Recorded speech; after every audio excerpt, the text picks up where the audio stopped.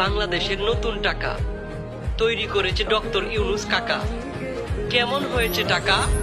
Comment box কিন্তু ফাঁকা।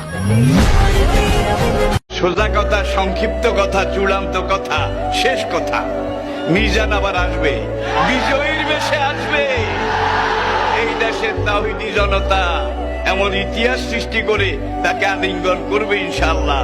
সেই সমাবেশই দূরে নয়।